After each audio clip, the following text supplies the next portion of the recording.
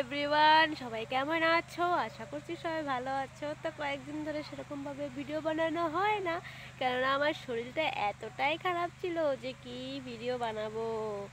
মানে সারাদিন শুয়ে শুয়ে আ ও মা গো, মরলাম গো, এরকম করতে করতেই যাচ্ছিলো। তো সেরকমভাবে ভিডিও বানানো হয় না। তো দেখো, আমি প্রচণ্ড রোদের মধ্যে কোথায় বসে আছি, ধান শুকোতে দিয়েছি, ধান সেদ্ধ ধান। আর আমার শাশুড়ি মা সেদ্ধ করেছে, দুদিন হলো ধান শুকোতে দেওয়া হয়েছে, কিন্তু ধান শুকোনোর কোনো নামই নেই। কেননা রোদ ওঠে, কিন্তু রোদটা ধানের গায়ে লাগতেই পারে না।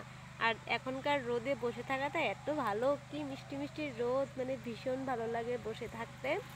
তো দেখো, আমি এখানে ধান নাড়ছি, তো ভাবলাম যে কয়েকদিন ধরে সেরকমভাবে ভিডিও বানানোই হয় না।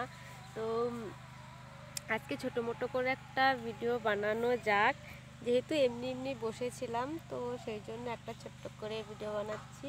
তো সবাই কেমন আছো? আজকে আমার শরীরটা একটু ভালো লাগছে, তো সেই জন্য ভাবলাম যে একটা ছোট করে ভিডিও বানানো যাক। না হলে এই কদিন তো যে অবস্থা ছিল, বিছনা থেকেই উঠতে পারতাম না। মানে এতটাই খারাপ ছিল আমার শরীর, কি আর বলবো, প্রচণ্ড ব্যথা, সম্পূর্ণ শরীরে এত ব্যথা, কি বলবো, মনে হচ্ছে যে আমাকে হয়তো একজনে কেউ ধরে হয়তো ঠিকসে মেরেছে, এত ব্যথা। কিন্তু এরকমটা কেন হয়েছিল জানি না, অনেক ওষুধ খাওয়ার পরে এখন একটু কমেছে হয়তো। মানে 2 দিন জ্বরও হয়েছিল, সেই জ্বরের জন্যই হয়তো এত ব্যথা হয়েছিল শরীরে। তো এখন একটু ভালো আছি, আজকে অনেকটাই সুস্থ লাগছে, অনেকটাই ভালো লাগছে।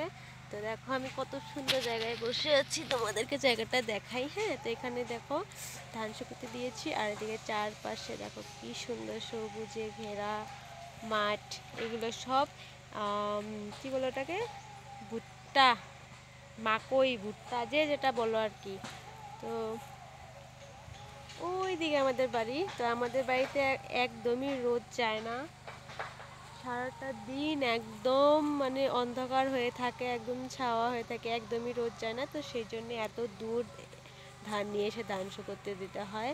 চারোদিকে বাড়ি, ক্ষেত, মাঠ, মাঝখানে আমি বসে আছি। তো রোদে বসলে এত ভালো লাগে, রোদ থেকে উঠতে ইচ্ছা করে না, ভীষণ ভালো লাগে।